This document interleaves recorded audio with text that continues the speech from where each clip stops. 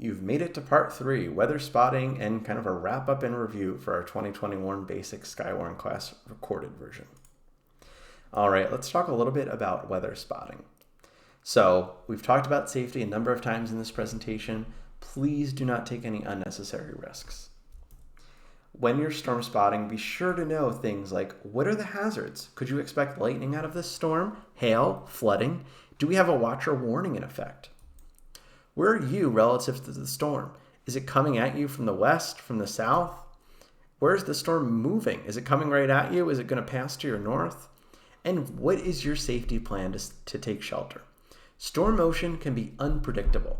Threats can change. A new cell can pop up in front of a line of storms. They can take weird turns and accelerate, slow down. It's really important if you're out there watching a storm, knowing all of the hazards that are there. And again, we don't encourage storm chasing. Most of our spotters are not storm chasers. They are people that are spotting from their home or wherever they happen to be. Spotting at night can be especially dangerous, and honestly, it's best just to watch the storms from inside a safe shelter. When the sun goes down, it's going to be nearly impossible to identify things like the updraft and the downdraft, let alone see a tornado. If a warning is in effect, just get to your shelter. Don't go outside and look at the storm. Lightning can happen very far away from a storm, and flash flooding can even occur after the storm passes through. So don't go out looking for damage in the middle of the night, or you could run into flash flooding. So what do we need you to report? Now, this is an important part of the presentation because this kind of ties together everything that we've talked about to getting your reports to us. So things that we want. We want possible signs of a tornado. That is a rotating wall cloud, a funnel cloud, and tornadoes, including waterspouts. We want to know about severe thunderstorms. We want to know about hail. And with hail, we want the largest stone size. So you might say, oh, I got a lot of pea-sized hail, but there were a couple of pieces as large as, a golf ball out there. We want to know that golf ball size. The reason for that is that we want to know what is the storm potentially able to produce, and that largest stone, that's going to produce damage. Wind damage. Any wind damage impacts, like trees down, damage to a property, anything that you would call an insurance company about, we want to know about. And finally, measured wind gusts. And again, if you don't have a weather station, which is fine, please don't try to estimate it. It can be really difficult. And finally, when it comes to precipitation, any kind of unusual flooding, especially if that water is fast moving. Rainfall measurements, especially over an inch, and winter precipitation measurements like snow, freezing rain, or sleet over an inch, or with freezing rain any size. We don't need reports of shelf clouds, and we don't need reports of any lightning unless it causes some type of significant damage or injury. You have a lot of ways to report to us, and we're going to go through this more than once, just so that you're clear. So we have our phone, we have Facebook and Twitter, we have an email address, an online form, and then amateur radio. So phone is going to be best for those urgent reports. Large hail is falling at your location right now, or you just saw a funnel cloud and you need to let us know. Phone is going to be best because we can ask you questions. This phone number is actually made only for our spotters. We ask that you only call it if you have a severe weather report. And we'll give you another phone number that you can call if you have questions any time. But this is kind of our number reserved for severe weather reports. Social media or email is great for less urgent reports, especially if you have photos. We do monitor our social media and email often, but if you have a report of a tornado, please give us a phone call. It might be minutes before we see that email come through, and it might be a little too late. And so please give us a phone call as soon as you safely can. We have an online form on our website, and this actually works nationally. So if you're not from Northeast Minnesota or Northwest Wisconsin, this is a great option. Your online forms will actually be routed right to the right office, and we'll actually get a notification of it nearly instantly. Your report actually goes into the same software that we use to make our storm reports, and so it makes it actually very easy for us to turn that into a storm report, so it saves us time. Those are great for any kind of reports, but for those urgent reports, a tornado, very large hail, significant wind damage, or flash flooding, that giving us a phone call, especially at least at first, is the best option. If you're an amateur radio operator, We have actually a number of nets that will pop up, Skywarn nets that will pop up across the Northland. And I encourage you, if you're interested in this, is talk to your local amateur radio club, or let us know if you have any questions if you're not sure who your local club is. And they can kind of tell you more about the frequencies, repeaters that they use, and that sort of thing. When you report, we need 4 things: the time, the location, the condition, and the source. And you can remember TLCS. So the time, when did it occur? The location, where did it occur? And if you don't know where exactly you are, that's fine. Just give a nearby road intersection or a nearby landmark. You can say, hey, I'm up the street from this convenience store, and you can tell us where you are, and we can kind of look you up on the map. Condition, what are you reporting? Is it hail, wind damage? What happened here? And source, who are you? So something a report might sound like, you might say, hi, this is Joe, I'm a spotter, I'm in Duluth, I'm down in Canal Park next to the lift bridge, and I was just eating at a restaurant, we got some quarter-size hail falling right now, maybe bigger. I'm gonna post on Twitter, I'll tag you guys on Twitter. That's perfect. You tell us where you are, where you're located. It's okay, you don't have to know the exact address, especially if you're out and about traveling, or if you're in the woods, you might not know exactly where you are. You might say, I'm on the Superior Hiking Trail, 3 miles north of Oberg Mountain, and I am calling to report some wind damage that just occurred, or that sort of thing. You also might know what the address is, or you might not have all the details right away. Give us what you can, and you can always call back later too. So late reports are okay. If you notice damage, maybe when you get back from vacation, or you were out of town for a little bit, or maybe you just didn't have good cell phone coverage. Maybe your phone stopped working or the internet went down. A delayed report is perfectly fine.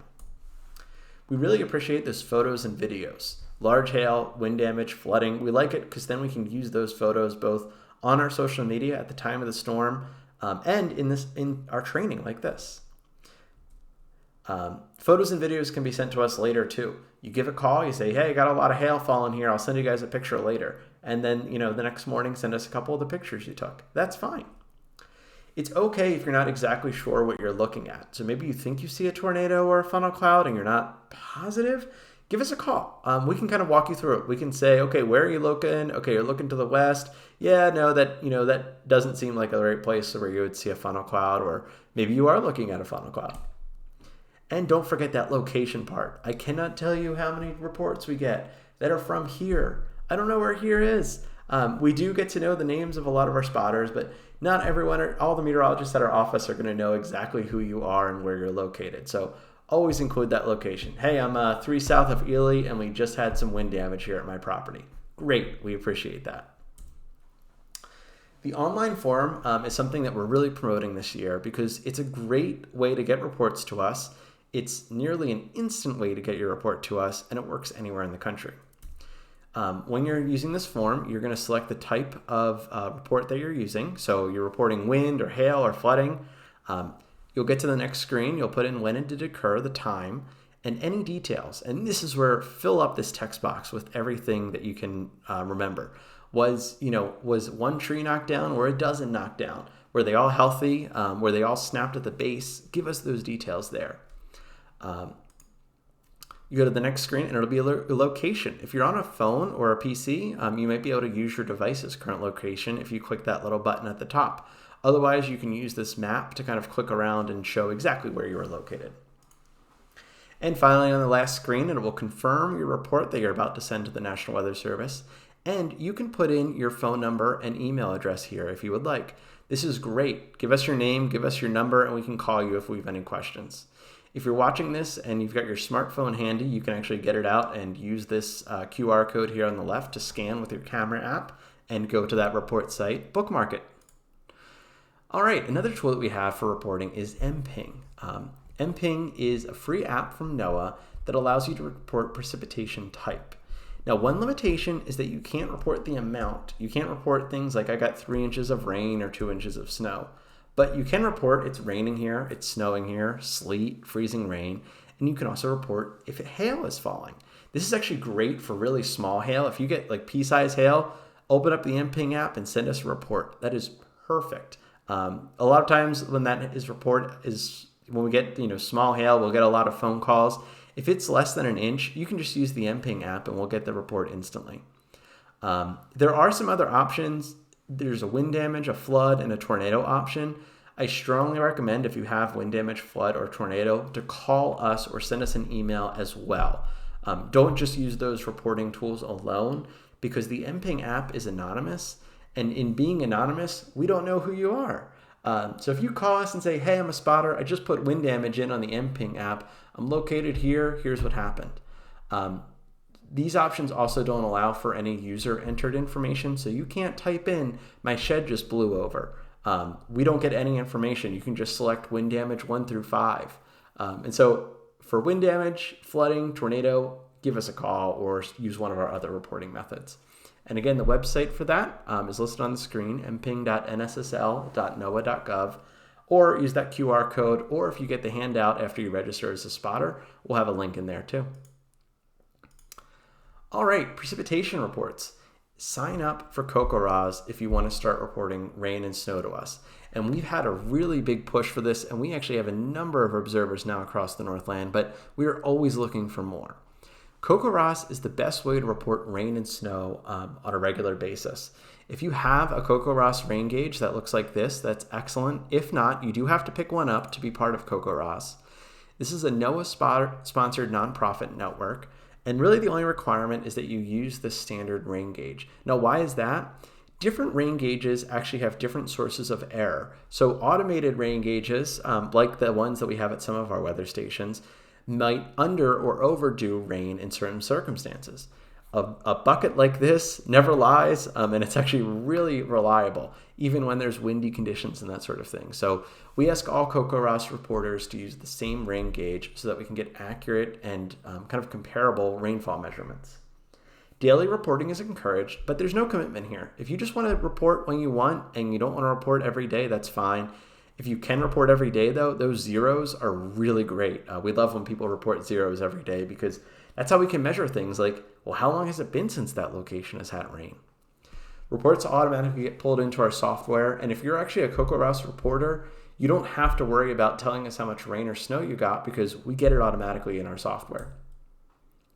Visit CoCoRaHS.org or email Steve Godey at our office for more information about this service. CoCoRaHS reporters can actually report hail and damage too. So CoCoRaHS stands for the Community Collaborative Rain, Hail, and Snow Network. And as part of that, you can report hail. You can also report damage as well. And so on the left-hand side of the CoCoRaHS website, when you're reporting, there's a hail option for hail. And there's significant weather. Significant weather is what you can report. I just had I just had 2 inches of rain in the past half hour. Wow, that's a lot. Send us a report through CoCoRaHS and we'll actually get alerted to that automatically. All right, this is code word number 3. Your third code word is snow. S-N-O-W, all lowercase. So, in review, you have a lot of options to get your reports to us. If it's an urgent report of severe weather, your best choice is going to be to give us a phone call. You can also use that online report form for something like hail or some wind damage, especially if you can leave your phone number or your email address in your report. That can let us follow up with you if we have questions. Urgent reports of sub-severe weather, so let's say some small hail, some minor flooding, you can use the online report form, or in the case of hail, you can use the mPING app. You can also give us a call or use social media or email. Those are all acceptable. If you're reporting hours or days later, the online report form or letting us know via social media or email is also a great choice, but you can give us a call as well. We appreciate those phone calls anytime. Finally, rain and snow amounts, sign up for CoCoRaHS. Even if you only run a report when we get a lot of rain, get that CoCoRaHS rain gauge, sign up, and when you report through there, we're going to know automatically. You can also use the report form, social media, or email, or a phone call. If you're confused with all of these different options, just use what works best for you. A phone call is always okay, and we're here 24/7 to answer your calls. All right, so let's take a little bit of a review from this spotter course before we wrap it up. So severe weather doesn't happen unexpectedly. Severe weather doesn't just happen and we weren't calling for it. Check the forecast, check the hazardous weather outlook, and know the difference between a term between watch and warning. And tell a friend. A lot of people can get confused about this, so use whatever analogy works for us. We like that cupcake watch and warning idea. Watch means severe weather is possible soon. Be ready. A warning means the threat is here. And have a plan for shelter when severe weather strikes. All thunderstorms can produce dangerous cloud-to-ground lightning, so remember, when thunder roars, head indoors. The safest shelter from a tornado or severe thunderstorm is going to be the lowest level interior room of a sturdy building. Practice your tornado safety plan with your family. And finally, flash flooding kills. If you encounter a flooded road, remember, turn around, don't drown. Never cross a flooded road, especially at night. And again, cupcake watch. A watch means the ingredients are in place. A warning means it's happening now or very soon. The threat is imminent. Take all the watches and warnings seriously, and sometimes similar ingredients can produce multiple types of hazards. So if we issue a tornado watch, that means you could still see some very large hail. In fact, it's very likely if a storm could produce a tornado, it also can produce large hail. Sometimes the watches don't work out. We issue a watch and things kind of fall apart. Take these things seriously. We only issue a few of them a year, so use these as your signal to have a heightened awareness and to be ready in case severe storms strike. Your reports are critical to the National Weather Service, and we really appreciate you taking this training. Our meteorologists need your reports to be able to issue timely and accurate warnings. Reporting to the Weather Service please report your severe weather to the Weather Service in a timely manner, but please never compromise your own safety to get us your reports. And that's all that is. So if you are looking to register as a spotter, please check out our website, weather.gov/DLH/Skywarn, and we'll have a link in the description of this video for where to register. And it will also be on that website. If you're a new spotter, go ahead and register. If you're already a spotter, please just re-register. We like our spotters to take the training at least every 3 to 4 years. If you can join us every year, that's great. You might receive a few emails from us after you register. We may send out 1 or 2 emails a year where we ask for your reports. And then we'll also go let you know next spring when we have spotter training and ask you to confirm your information every once in a while so that your information is current in our database. If you do move away or you're not interested in it anymore, just let us know, send us an email, and we can take you out of the database as well. All right, so 3 things you should do. Make sure you get our phone number in your phone. This only works for Duluth. So if you're not from Northeast Minnesota or Northwest Wisconsin, contact your local office for your local phone number. Number 2, bookmark that storm report form. You can actually use this nationwide. So if you're visiting out west or out east or down in the south, you can use this same form to report severe weather anywhere in the country. And finally, if you don't already, make sure you follow us on social media. We're on Facebook and Twitter at NWS Duluth.